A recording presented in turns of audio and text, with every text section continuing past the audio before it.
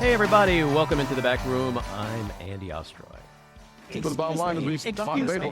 Thank you for speaking while I'm interrupting. Literally. While I'm speaking. No, you said If I may thankful. finish, if I may finish, The champion on both sides.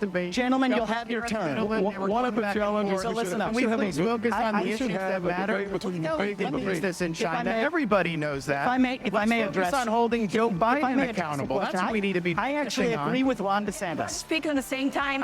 Now, right about now, you're probably wondering, is that a first grade class? Is that Andy's grandma's mahjong game? Nope. That was the Republican debate Wednesday night. We're going to talk about all that and much more, because, boy, it was a busy week this week. All right. Our guest today is Stephanie Grisham. She was Trump's former press secretary, so she's going to be coming up shortly. But first, I want to thank you for tuning in. We appreciate you listening, and we'd love to hear your comments. So email us at backroomandy@gmail.com and or post on our social media, and we'll read some feedback next time. And if you like the podcast, please follow or subscribe, and you'll be notified every time we post a new episode. Here's a little feedback we got this week. On our Peter Frampton conversation, Leslie Jacqua writes, I was as happy for you getting to interview Peter Frampton as I was to listen to it. Such a nice interview. Teresa Fantasia, holy shit, my childhood idol. Wowza! Can't wait to listen. Marion Feldman, such a great interview. And Susan Grayson Stone, I was at that San Francisco concert. Transcendent it was. And she's referring to the Winterland concert in San Francisco in 1975, which is most of what the Frampton Comes Alive album is. Another very exciting announcement to make. So as you know, each week I sit here with the great Maddie Rosenberg. And Jen, I am always in a great Hamood. And we are excited to announce that we are launching a brand new podcast together. And it is called Jew 2. Jew, capital T-O-O, one word, exclamation point. Now, right about now, you're probably thinking, does the world really need more anti-Semitism? Well, look, I'm a Jew. Rosenberg, guess what? He's a Jew. And Jen, maiden name, Shear, Jew. 3 Jews. So we can do it. And trust me, it's going to be fun and funny. 3 Jews sitting in a room talking about all kinds of cultural differences between Jews and other religions and ethnic groups. So cliches, superstitions, food, neuroses, yada, yada, yada. That's Hebrew, by the way. Yada, yada, yada. Or is it Yiddish? It's Yiddish. Yiddish. It's Yid-ish. And each week we're going to have a guest who, guess what, is not Jewish. Hence, Jew 2. And we're going to talk about all the things that are, different growing up. Hey, did you do this growing up? Were your parents blah, blah, blah growing up? Look at me. I'm already talking like a Jew, right? I'm already sounding Jewy. And I'm going to be channeling my inner Jew. People who know me will probably not recognize me. I'm going to be so Jewy. Maddie, Jenny? Jenny. I called you Jenny. Has anyone ever called you Jenny? I was Jenny until I was 13.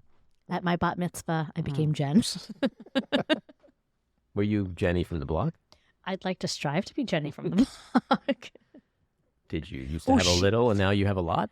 I'm still Jenny from the block. All righty. All right. What do you guys have to say about this new podcast? You excited? I am excited. I'm really looking forward to convincing everybody that matzah brie is a great dish to eat. Yuck. Also known as cardboard sauteed in butter. I'm going to have to convince some Jews of the same thing. Yeah. So anyway, you can see where this is going to go, folks. Jen? I really like the Jewish ailments. That's right in my lane. Oh, yeah. So, Of which there are many. Even when they don't exist, they exist. So true. The hypochondria. See, folks, this is what's going to happen. It's going to be like, Jews are kind of known for their hypochondria. How about you, Italian person? Are Italians known for their hypochondria? We'll find out. Is every headache a brain tumor? I mean, just earlier, Andy had something on his eye, and I was convinced that it's like, immediately it's going to be cancer. So yes, I had that rare form of cancer called eyelid cancer. Not many people have it, but Jen was convinced I had it. So I think you get the point. We're actually going to be taping our first episode tomorrow. So stay tuned for announcements on when it'll be posted. It's going to be a lot of fun. Trust me. Trust me. It's going to be so much fun. You won't want to listen to anything else. All right. What a busy week for news this week. So let's start with Donald Trump in the news again. It's really getting worse and worse and worse for him. This week we saw that he and his sons were found liable of fraud in the New York State civil trial. According to the ruling, business licenses were revoked. There's a dissolution order. They're shutting the businesses down. Yes. And what does that mean? And there's a lot of misinformation floating around. I mean, everybody needs to understand that Trump Tower, that's a condo. So all he owns is the commercial space. The people who own the apartments own the building like any other condo. But he has a contract to manage that building. Most of his business is really managing buildings. So he's not going to be able to do that. Then he has that golf resort up in Westchester, and he's got 40 Wall Street, which he bragged on 9/11 is now the tallest building in New York. So can he move his business down to Florida? He can move his operation. Like, he can have his office. He can have his headquarters anywhere. But most of the actual properties, if not almost all of them, are in New York. It's painful for him. It's a real ego blow. Seriously. Yeah, well, they always say get to him through his money. Absolutely. That's how he measures his entire worth and existence, not just financially, but as a person. And he is Al Capone. Al Capone rotted in jail over financial crimes. And that's how they're going to get Trump, because it's the easiest way to bring somebody down. And he's now facing an existential crisis financially, in addition to politically and legally, that he can't recover from. He can't spin his way out of it on Truth Social. He's going to try. But it is what it is. There really is no trial now. It's already been decided that he's liable of fraud. So the trial, which starts next week, is all about punishment, fines. What is it going to cost him? That's it. The argument over did he or did he not commit fraud, that's been settled through summary judgment, which he lost. And he also lost in his request to delay that trial. So the judge said, fuck off. It's starting Monday, as planned. So the dominoes are starting to fall. Yeah, this is also why he's most dangerous now, because he has absolutely everything to lose if he loses the election and everything to win if he wins the election. So he's going to stop at nothing to try and become president. And based on that, our GOP debate, I don't see anyone nominated besides him. Yeah, But wait, there's more. So the anti-Trump Republicans have been chomping at the bit to draft Glenn Youngkin. Yeah. And they're really, really excited because the debate showed how screwed up everything is. And that might throw a little bit of a wrench. Youngkin's name has been floated for a while. But yeah, I mean, this is why they say a year is a lifetime in politics. I am not ready to say he is the nominee. There is so much that's going to happen. This is a man who is about to start at least the next 12, 13 months of trial after trial after trial, potential conviction after conviction after conviction, potential prison sentence after prison sentence after prison. And that's just on a good day. And so then you have other candidates who may or may not rise while he's falling. Voters are getting disenchanted with him. All he's doing is losing people. That base is getting smaller and smaller and smaller. He's in trouble. And so it's hard to say, like, with certainty that he's got the nomination. On paper, I agree with you, Maddie. But at this point in the race, anything can happen. Maybe. I don't think so. I think this Maddie usually says one-word answers when he knows I got him. I don't see any way he doesn't get the nomination unless, he drops dead or something, God forbid. Once we saw this debate, the last debate, I think the most anyone bumped was like 2 points in the polls. And this debate, maybe Nikki Haley will get a little bump. It was terrible. All right. Speaking of debate. To be sitting alongside my co-moderators, Fox News Channel Dana Perino and Ilya Calderon, Univision. Good evening. Now, of course, a white man on Fox is almost always going to have trouble with a Hispanic name. She was the clear winner of the debate. She was. Let's go to this clip.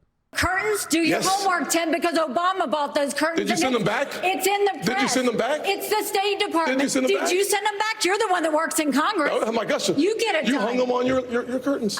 They were there before I even showed up at the residence. You are scrapping. You are scrapping. I'm not scrapping. Excuse me. You know I fought Here's a fact. taxes. Here's a fact, though.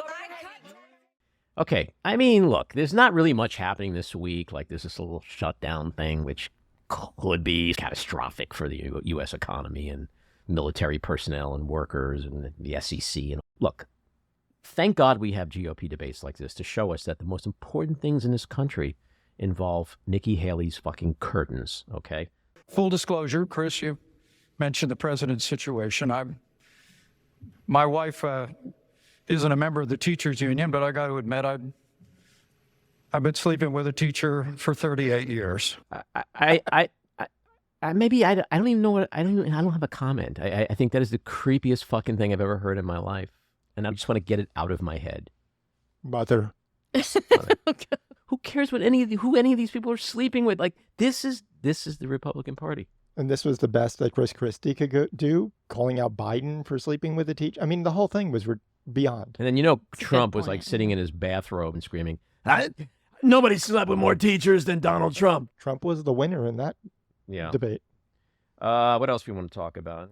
Menendez. It's like he's got to resign. He should resign when they throw out George Santos. When they stop supporting Trump, that's when he should resign. Fuck it. I'm sorry. Shouldn't be two sets of standards here. I don't condone what he may, keyword may, be guilty of. Why does he have to resign? Why did Al Franken have to resign? Why is it our guys that always have to resign? He has to resign. I think it's clear there's, at last count, 16 Democratic senators, at least, maybe up to 20. Yeah, well, how many tried to force Al Franken to resign, who now are on record regretting doing so? Right now, everything is upside down. George Santos is still in the House. Lauren Boebert is still in the House. They're promoting, supporting, and enabling a twice impeached, 4-time indicted, racist, rapist sociopath. But our guy should resign. From many standpoints, our guys should resign. Morally, he should be forced to resign immediately. Ethically, every which way you can look at it. But politically, if he stays in there, we are going to lose the New Jersey Senate seat because he's not going to be able to take it. And the longer he is there, the more damage he does. I support Maddie only because of that last statement. Well, I'm just tired of us living in two different sets of rules. Republicans get to do whatever the fuck they want while they tell us what we need to do morally and ethically. The fact that certain people made a terrible mistake with Al Franken, two wrongs don't make a right. That was completely wrong. He should never have been forced to resign. But this person has gold bars in his jacket pocket, along with hundreds of thousands of dollars in cash. Who doesn't, Maddie? It's beyond comprehension. This is such an open and shut case. Look, I'm not his defense attorney, but I will say that he was indicted once before and exonerated. So innocent until proven guilty, in my opinion. I like that he leaves a meeting with an Egyptian representative and then goes to Google how much do gold bars cost, or how much are they worth. Look, we can debate this from now until doomsday, but the fact is, when you have one party that literally is a cesspool in a swamp and refuses to police its own and live by a certain code of ethics and standards, I mean, the Supreme Court, we could talk about that and Clarence Thomas again. Like, I'm just tired of the expectations being different for us. All right, let's move on. Shutdown. We're going to possibly have a shutdown tomorrow. There's not really much to say about it, except I wish the Republicans would stop fucking around trying to impeach Joe Biden, wasting our taxpayer money and our time with bullshit. I mean, this impeachment hearing, did you watch it? Did you hear any of this stuff? I saw excerpts of it, and I think this was a huge disappointment for Jim Jordan. He took his jacket off. He was ready to, throw some punches. And then his star witnesses were like, there's nothing here. Yeah, the star witnesses. Okay, so you have Jonathan Turley, who is on Trump's payroll practically. You have forensic accountant Bruce Dubinsky. Both of these guys said there was evidence to open an impeachment inquiry, but did not have enough evidence to justify impeachment charges.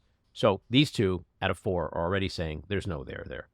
Then you have another law professor, Michael Gerhardt, who said he had not heard credible evidence to justify the probe. and warned the panel that it was being driven by partisan concerns. This is their fucking witness telling them this is a partisan witch hunt. And then the best, former Justice Department official Eileen O'Connor, who when she presented her opinions to the panel, she said that the crimes that Biden has committed definitely deserve prison. And then, of course, when she was questioned by Democrats, they said to her, you said maybe Hunter Biden, right? She goes, yeah, I inadvertently left that off. And he's like, that's a pretty big fucking word to leave off. So each one of these witnesses completely destroyed any foundational momentum that this hearing has. It literally is the classic cart before the horse. It's a solution in search of a problem. You should have some evidence. You should start the hearing with, this is what we've got, right? So, Well, double standard. Only Democrats have to do that. yeah. There is absolutely no evidence anywhere of anything with Joe Biden, yet they're just trying to find something. All right, let's get to our winners and losers. My winner, Representative Dan Goldman, for leading the call for Justice Thomas to recuse himself from an upcoming case over ties to the Koch network. My loser, for a second week in a row, Kevin McCarthy. The impending shutdown would affect 7 million women and children who depend on WIC for healthy food. What happens to border control when the government is shut down? Talk about hypocrisy. Makes me very angry. My winner, New York-based food delivery gig workers, where a judge found that Uber, DoorDash, and Grubhub, which challenged the new pay standard, which is going to require them to be paid $18 per hour, he ruled that they didn't have a case. My loser is Jim Jordan. His hearing was a complete debacle, as his witnesses completely failed to say what he wanted them to say. My winner, Joe Biden, the clear winner of the GOP debate, and who gave a much-needed speech yesterday about Trump and the threat of autocracy in America.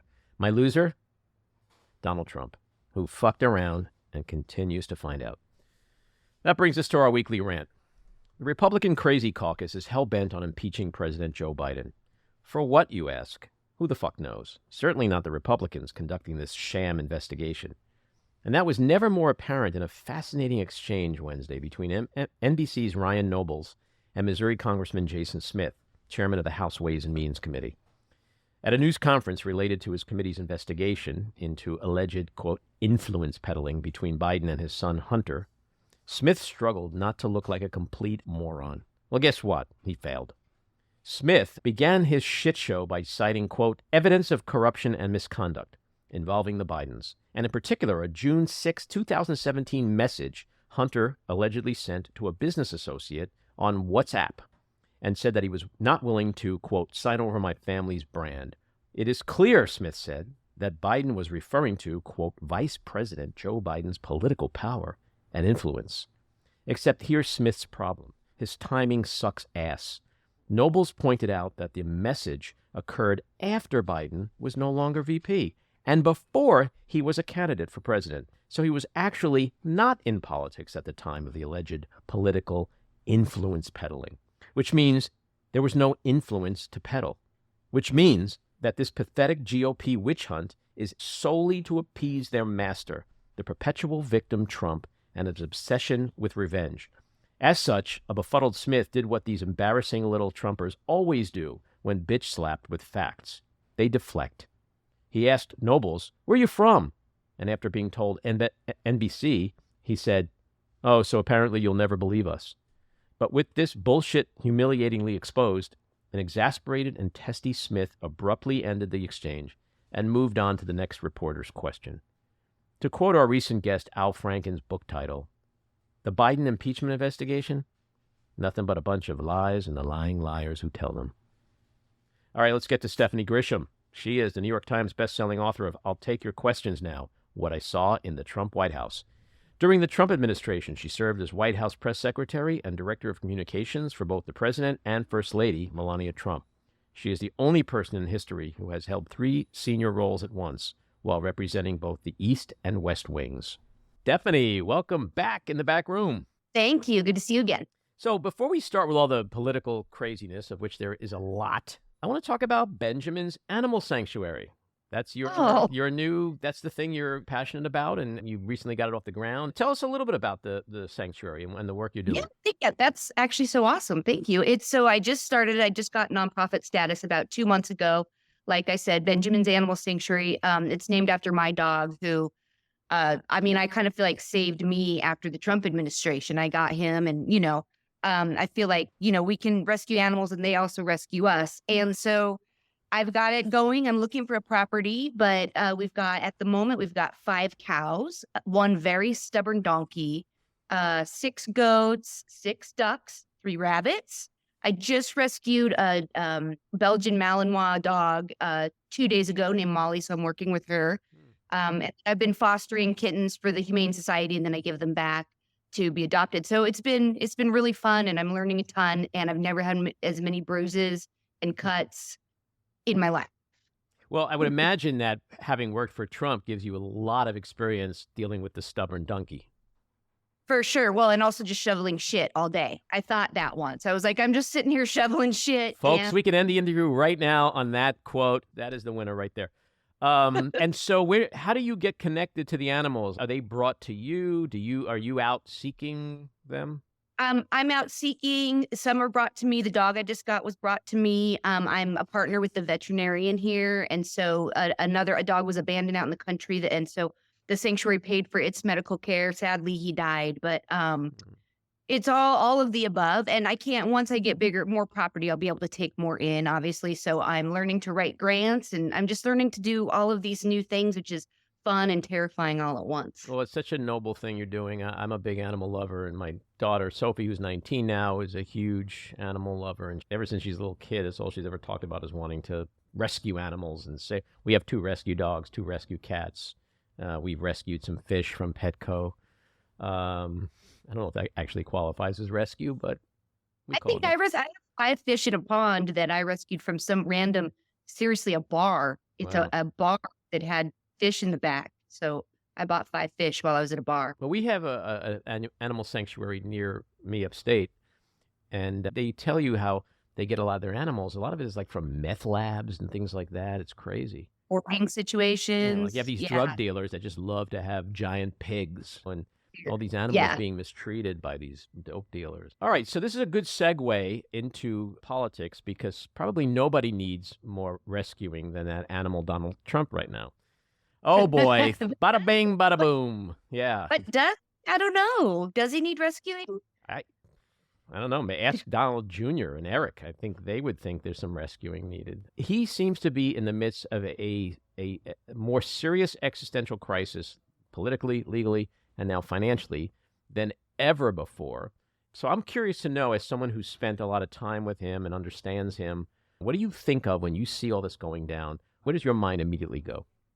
It's kind of eerie that you're asking me this because literally yesterday, the TV was just on. I was just cleaning my house and I got the kind of the gist of the latest lawsuit where the judge just said, your properties were overinflated and now he could lose all these properties. I don't know the case very well, but my first visceral thought was like, oh my God, I can't imagine not feeling sorry for him. It wasn't that, but it was, he's got to just now, be really freaking out. And I feel like this could be the thing that would break him. Mm-hmm. None of the other cases I've thought that, but the one about like losing his properties, having stuff like that taken away. I mean, losing his literal homes, having that on his mind. I'm sure Melania isn't happy about it. And I thought this could be the thing that breaks him. And I had a human moment of being like, it's just horrible. And then, at the end of the day, you can't live a whole life of being a fraud without it catching up to you at some point. Yeah, and it's interesting what you said because I also wanted to ask you, like, when you see all this go down, what is your emotion? Sad? Are you indifferent? Like, because you are human, and those of us who aren't sociopaths, sometimes it's hard to look at someone who's suffering, even if we don't like them, and not feel some kind of, like, I don't know, the other day as a parent, I was watching all the stuff Eric was saying online, and I felt sorry for him for a little bit because he's not a child in a legal age sense, but he Yeah. is someone who's lived under the wings of this monster who has molded and shaped him into a little mini monster. But does he really know better? Does he really understand how the world really works for most people? Or is he just a Trump who's brainwashed like everybody else, been beaten down like everybody else? We know the abuse that took place, verbal abuse with Junior and Eric. And so even me, someone who can't stand any of them, there's a moment of, Yeah. what's going to happen to Eric and his kids? And That's where I go, is the kids. Again, as somebody who spent a ton of time with not just, Trump and Melania, but the kids, but also the grandkids. I spent almost every holiday at Mar-a-Lago with all the little ones, and then Barron, of course. I think of them. I think of these kids who've grown up in a world that, they don't, a very nice world for them. And now what's going to happen? So I worry about them. I worry about Barron, I think, the most, because I got to know Barron and did a lot of things for him. But I think about Melania's parents who are here and, rely on the Trumps quite a bit. So there's a lot of facets to it, which, of course, the second, I say this, I'll get attacked because now I shouldn't give him any sympathy whatsoever. But as you said, I'm a human being and I got to know some of these people, and it's just, it's sad. But then I do go to a place when it comes to just Trump himself. right. Well, you can't live this life of like a lifetime of fraud and not have it catch up to you either. Yeah. And now I feel like, great, now he gets to go potentially live in the White House for free because he won't have any other homes, and then I get stuff all over again. So Yeah, it is complicated. And I don't think anyone could ever be criticized for having some humanity and compassion to an extent. But, when you talk about Hunter Biden and his problems and where he's at, sometimes the compassion, the empathy, it has to go around. Maybe not equally, but I do blame Donald Trump for a lot of what Eric and Junior, and even Ivanka to a lesser degree, what they experienced and what they're going through and the consequences that they and their kids and their kids and their kids' kids, this is not going away. Like 200 years from now, we're going to be talking about the Trump family. And that name, which is now shit. But I was thinking of something else, too. It's like, okay, let's say he loses his businesses. Trump better than most people. He'll just spin it. Like, I moved everything down to Florida, and you know what? It's now 4 times bigger than it ever was in New York. And now I bought 10 new properties that are worth $50 billion. None of it matters because he finds his way to spin anything awful into gold, and his people believe it all. Yeah, it was a corrupt judge. It's New York. It's the liberals. Like it's, another little facet that I've been thinking about actually just this morning was, I think, people should also, kind of keep in mind if and when he does start to lose these properties and businesses, and he goes into the White House, we're going to have a president who is even more of a national security threat, because I can guarantee you, he will be doing business with foreign company or foreign entities, countries like Saudi Arabia again, in order to build his empire back up. So it's just, and you're right, he'll bounce back, and that's what gets. There are some days lately that I'm just like, none of it matters. No, why it am I doesn't. speaking? But you said something earlier, which I want to expand on. Do you think right now he truly is scared or more terrified than he ever was, that he really is starting to understand the consequences in the ways that you mentioned, and a lot of people are talking about, like the way to get to Trump, get to his money. If you read the ruling in New York, his licenses are revoked. They ordered a dissolution. This shit's real. You can't spin this away on Truth Social. This is going to happen. And so for the first time, do you think he's really now terrified? That coupled with the likelihood of going to prison for other things that he's facing trial over. So yes and no. I think he's terrified of, again, losing his business of, Trump Tower in New York is his beacon, and Right. it's also his, so he's got to be terrified of that. There's no way around it. But I don't think he even thinks he's going to go to prison yet. I don't think he just lives in such a fantasy world. I think I've told you this before. I know I've said it before anyway, publicly. He used to say to me, Stephanie, it doesn't matter what you say as long as you say it enough times people will believe you. Right. And I think he kind of lives his life that way too. And, as per usual, he has surrounded himself with people who are telling him it'll be, you're going to get out of this, or, we're going to push all the appeals and you're going to win, sir. You're going to win anyway. And then you can get rid of all this mess. Like, I don't think he's worried about that stuff. Now, this New York stuff, absolutely. I can't imagine what that's doing to him. And I can't imagine how just pissed off and angry he is. And if I were working for him right now, this would be one of the times I would be like staying so far away from him. So let's play with that for a second, because this is the shit I love. So, like, if you were working for him right now, what do you think you'd be witnessing? Yeah, are we talking a lot of spaghetti plates flying on the wall? Yeah, I mean, it would be just such anger, and like it would. What's weird about it is that he'll say he and I could be sitting at the table, right, today, let's say, and he could be just talking to me about who knows, and then if he sees something on the news or he'll just set off and like explode and throw things off the table and tell me that part of this is my fault because who knows, I wasn't defending him enough. And everybody around him sucks and all of his lawyers suck. And, it's because no one around him is good, and just go off and off and off. And it's just this verbal mental assault. And if you're in the room, you just have to sit and take it. You can't, you could stand up and be like, I'm not taking this shit, and walk out, which I wish I would have done. Man, that would have been just awesome. But I didn't. And so these people won't. And, they will placate him because that anger is so weirdly scary that you just say like, yeah, the lawyers do suck. Yeah. And I would do that too, probably. I would be like, yeah, your lawyers really do suck. Don't worry though. Your people will fundraise off this. Da, da, da, da, da. And so he's a screamer, like a loud. Oh, yes. Like really, really loud screaming. I would say like at the top of his lungs screams, but he yells. And then not only does he yell, which is a little jarring, certainly, but again, he's got a talent for like really cruel biting words, like just cruel insults about how much you're useless and worthless and incompetent and why are you even around? And, it's very fucks with your head. Sure, a culture of fear that people around him just are, I would imagine, terrified to just not be on the receiving end of his wrath. It is. I describe it as a circle of abuse because, again, if an abusive relationship, whether it's mental, physical, whatever, you as the abused will do anything to make that person stop, including placating him, and then he calms down and then you just want to keep him happy.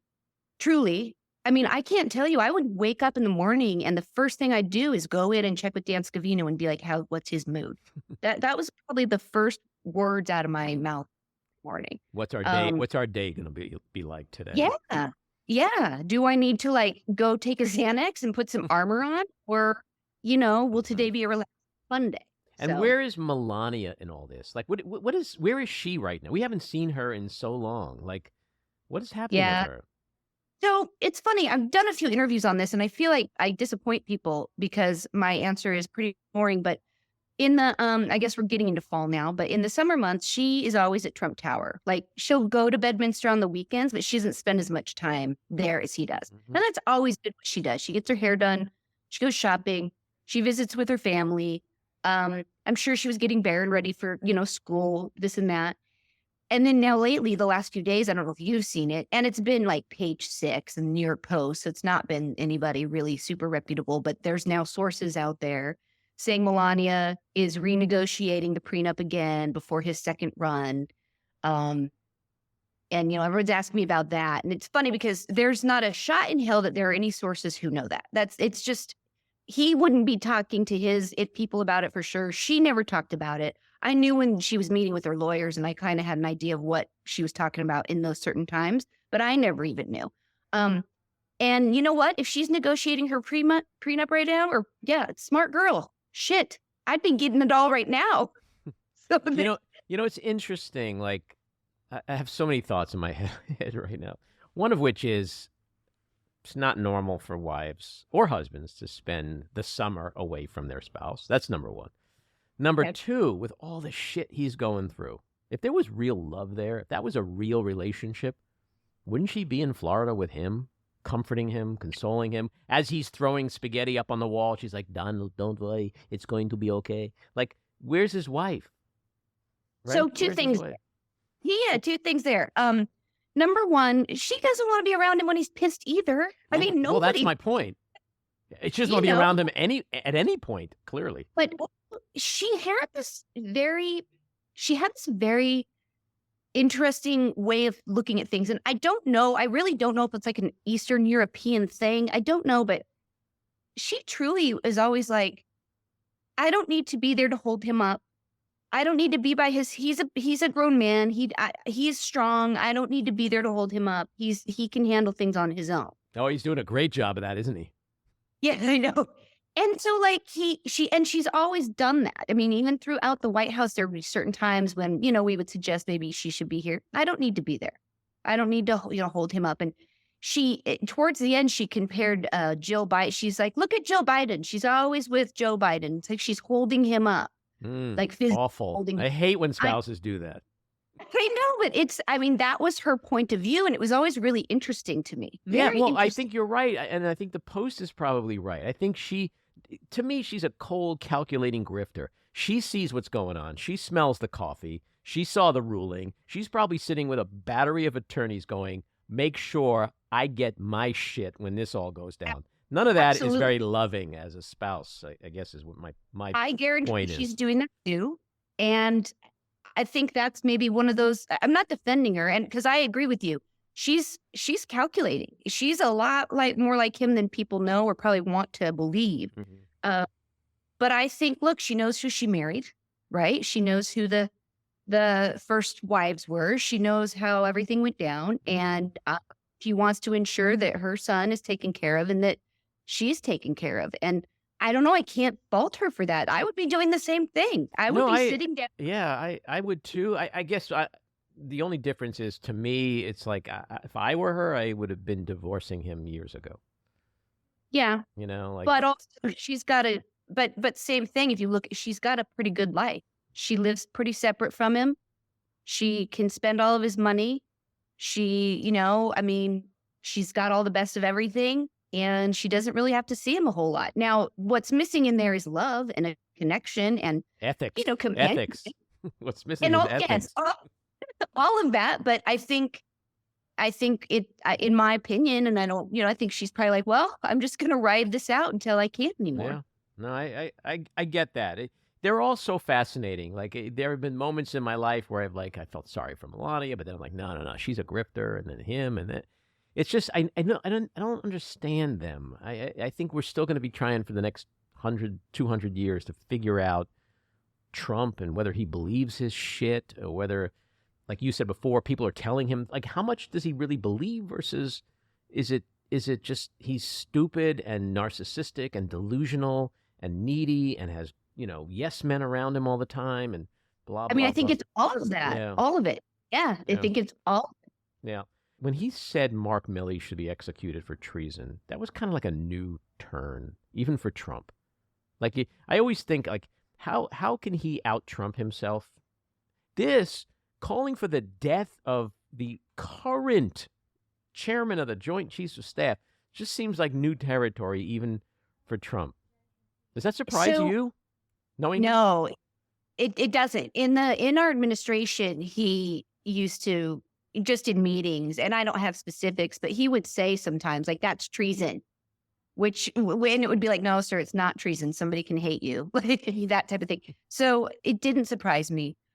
What it did was scare the shit out of me. And a few people and I were on a kind of a group text, and it's just people who have worked for him, and it really is like, what's it gonna be in the future if he wins? Is he gonna round these people up and charge them with treason? Which I think treason is actually, you can have the death penalty in the United States. Yes. Which is very extreme, but yes, that's the punishment.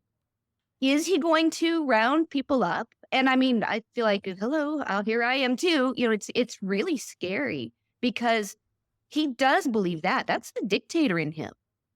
Yeah. If you disagree with him, that's treason. You're not supposed to ever disagree with your president. And that is a Putin and KJU way of thinking. and it's terrifying. Yeah, well, I recently had Ruth Ben-Ghiat on, and she's a NYU professor, studies fascism, and she's an author. And I asked her what I think is really the burning question, that with everything we know about Trump, is he capable of actually killing people, killing opponents? And this week, we saw clearly that he is. And she said for sure. I mean, he is a dictator wannabe, and if he's back in power and Attorney General Rudy Giuliani and Mike Flynn is God knows what, and Pillow Guy is FBI director. Like, I mean, who knows?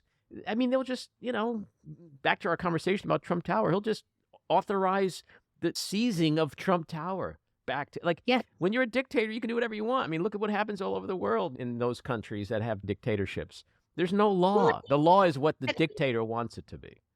Yeah. And he's already said he wants to consolidate power to the executive branch. I mean, he's already said that. And he has said that his next term would be about retribution. And I think another thing people don't think about, why should they? But this would be his last term. He doesn't have to worry about trying to get reelected again. So he can go hog wild and just do some crazy things. And imagine Stephen Miller, that would be our head of DHS and immigration. It's just the picture of what could happen, I don't think is being painted enough. I saw yesterday the Club for Growth was trying to do some messages of ads against him, and it wasn't working. And I really think that, looking back, while that's important to talk about, I think the picture of what his next presidency will look like is what people should understand. And he's not, I can promise people, he's not going to fight for them in the second term. Well, I think you posted, I think you retweeted a video from Mission Democracy. Yeah. They did a fantastic job presenting that picture of what I'm working with them. What a dictatorship looks like. Like, that ad was terrifying. And but I woke up this morning thinking, we know Trump, we know whenever he's a cornered rat, he lashes out. And so to me, he's more deranged, more enraged, more desperate, more dangerous, more authoritarian than he's ever been.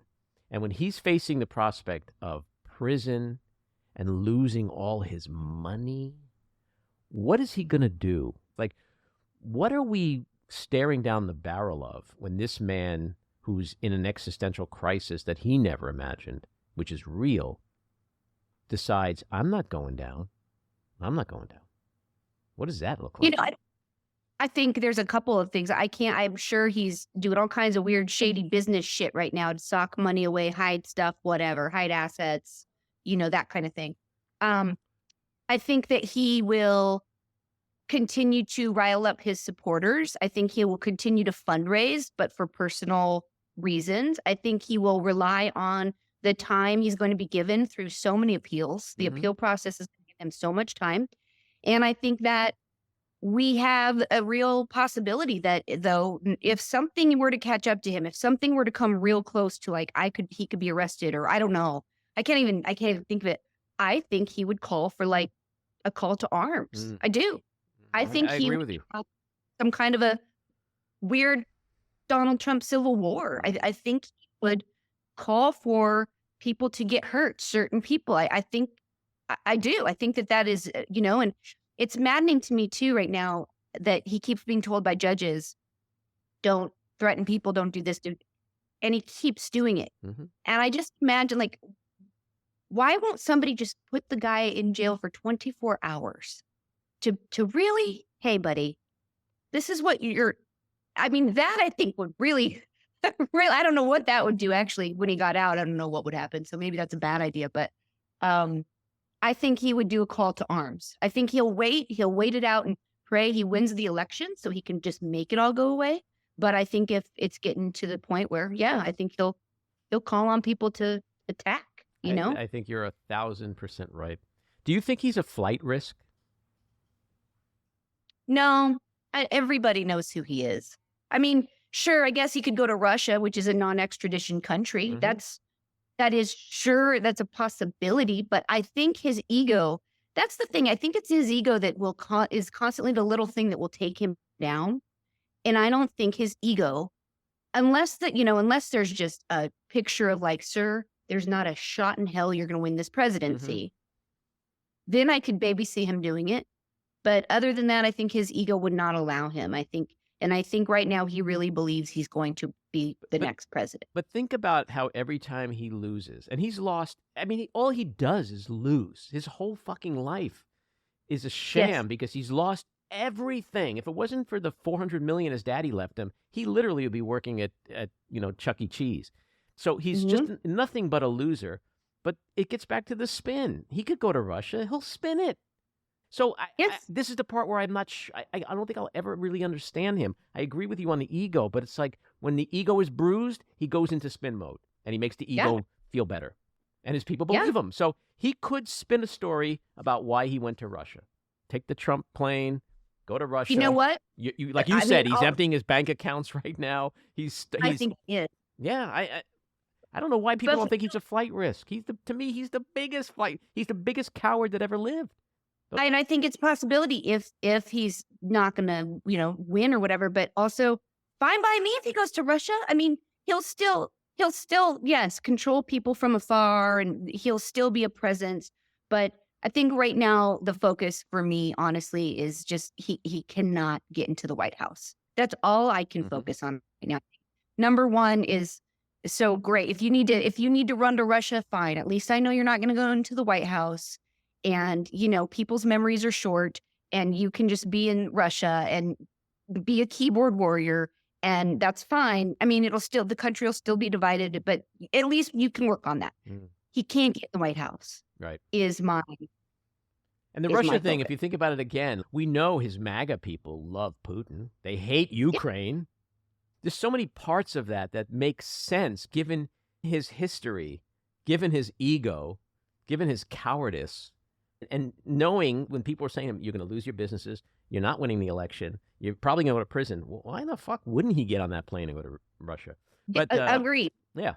The last thing I want to ask you is about the debate. I assume you watched the debate? Yes. Let's have a little fun. Let's play a little lightning round. I'm going to throw out a name, and you just tell me in a couple of words what you think. Okay. Ron DeSantis. He did better. Nikki All Haley. I've got. Nikki Haley. She was strong. I get dumber every time I hear you comment was money. It was amazing. Chris Christie. Love him. Why? I don't think but I love him. Why do you love Chris Christie? He just tells it like it is. He speaks to people in a very authentic way. It's not a bunch of sound bites. Mike Pence, who I love. I know I'm getting ahead of their lightning round, but he just speaks like a politician and it's just over and over. And Chris Christie's just like casual. And I just love him. All right. Mike Pence. He looked unwell. I was actually worried about him. I thought he was sick. He did. Now that you mentioned that, he did look a little pale and like pale. Yeah. Like the blood was drained from his face. Yeah, but he was predictable, I would say. What about his remark about sleeping with a teacher for 38 years? I mean, that surprised me. But it surprised me. The last couple debates, he has some things that I've been like, whoa, you came to play. And just kind of, out of the box for him. To me, he's so creepy. He's robotic, but like, what are you talking? Who cares? I don't want to think about you sleeping with anybody. How about Vivek Ramaswamy? Snake oil salesman. Tim Scott. Boring. He's just boring. Let's. So what did you? You forgot the guy at the very end. He needs to go. Was going to be Burgum. Burgum. Yeah, he's got some fantastic eyebrows, though. Oh my gosh! I think his eyebrows should run for president. They're strong. They're powerful. They're strong, and they definitely send a clear message. I think there's a clear agenda with the eyebrows. Yes.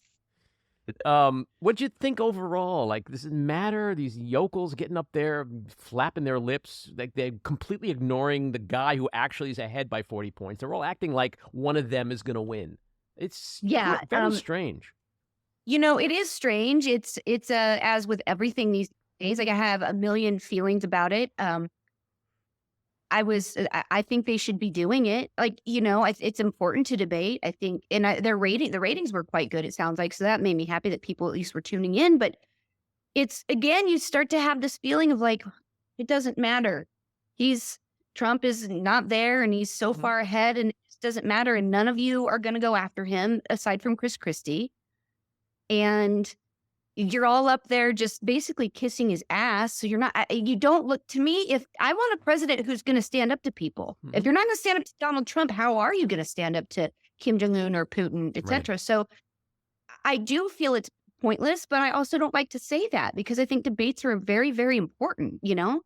Yeah, I mean, even Chris Christie, like nobody, there was not one person on that stage who looked into the camera and said, folks, I know we're divided in this country right now, but do we really want in our party a nominee who's 4 times indicted, who's facing 91 felony charges, who a judge called a rapist? Is this what our party is? Like, why isn't anyone, Biden isn't even doing it. Like, why is no one screaming the obvious? He's a fucking rapist. He's indicted. He's a crook. He's a traitor. He's facing 4 trials and 4 jurisdictions. Why is nobody attacking him that way? I don't have an answer. And again, that's where I've been the last few weeks of just like almost defeat because nobody is. There's the people who are like, you know, Cassidy Hutchinson or Miles Taylor, myself, Alyssa Farah, like Olivia Troy. There's this like tiny group trying to scream into the wind. Meanwhile, people like Kevin McCarthy and, I don't know, presidential nominees won't do it. And it's so frustrating and it gets hard because, again, it's like, well, why? None of it matters. Yeah. Actually, the last thing I want to ask you, you reminded me, and I'm glad you did.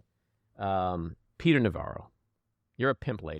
First of all, I'm very honored to have my very first pimp lady on this You're podcast. welcome. It's a deep honor. I appreciate you being here. Yeah.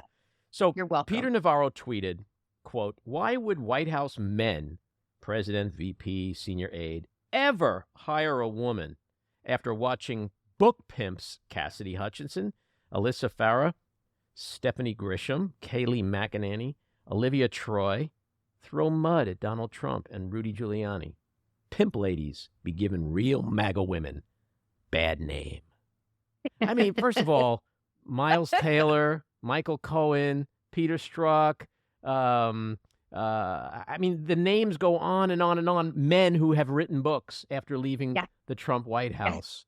What is he even talking about? Is he just so despicably misogynist and sexist that he doesn't even understand the shit that's coming out of his own face?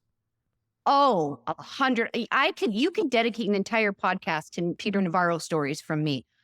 Yes, is the short answer. Also, Alyssa Farah and Olivia Troy didn't write books, so there's that.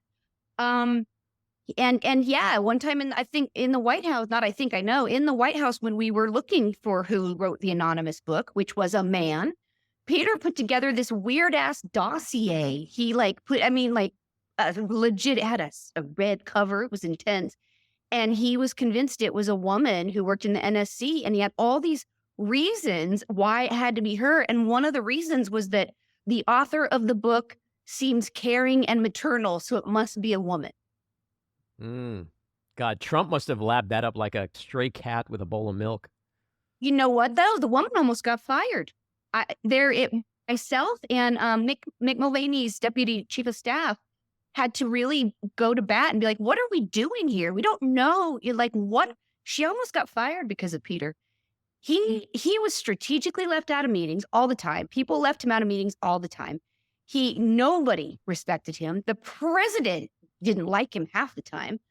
He was so, universally hated in our White House that it's just funny to watch him now. And like I said, I tweeted, I think I'd love if somebody made a Pimp Lady t-shirt for me. I am honored. Somebody to be a Pimp should. Lady. I want one of those.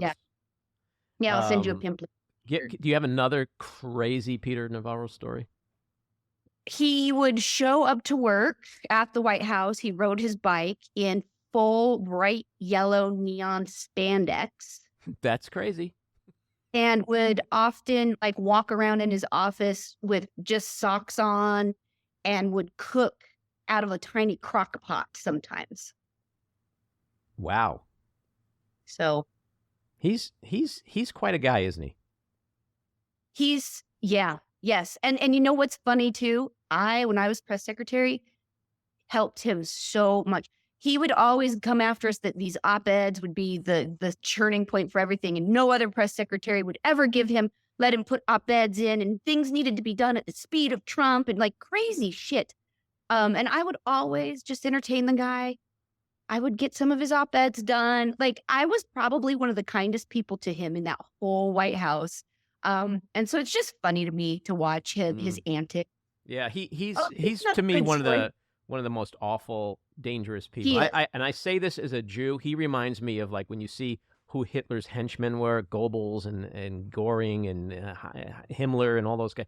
Like, he's capable of that shit, in my opinion. If Trump ever became, he would be the enforcer to do some really, really bad shit. So it's just yeah, I agree. Wait, and I have one more good story. He had a house in California he was selling, and there was an open house one day, and people were walking through his house looking to buy it, and an Asian couple, I guess, went through to look, and he wanted the Secret Service to get involved because they were clearly Chinese spies in his house. So you can't. There you go. You can't make this shit up. We're going to end on that note because I don't think you can top that. Stephanie, it's always fascinating talking to you. You have this window into the mind of one of American history's greatest enigmas and dangerous people. And I literally could sit and talk to you about this stuff all day because it fascinates the shit out of me. So you'll have to come back, and maybe we will dedicate a whole episode to Peter Navarro. That really sounds like fun to me. Do we call it Pimp Lady Tells All? There's your podcast name. If you ever do a podcast, Pimp Lady. Here we go. Pimp Lady. Oh my God, we can co-host that together. We just have to find the name for me. Mac Daddy and Pimp Lady. Love it. It would be. I think it'd be a hit. I'm serious. Well, thanks again for coming on. I look forward to the next one. All right. Talk soon. Take care. Bye. This episode of The Back Room was edited and produced by me, Andy Ostroy. It was co-edited and co-produced by Maddie Rosenberg and co-produced by Jen Hammoud. Our theme song was composed by Andrew Hollander, and our logo was designed by Cricket Langell. And special thanks to Patricia Wind.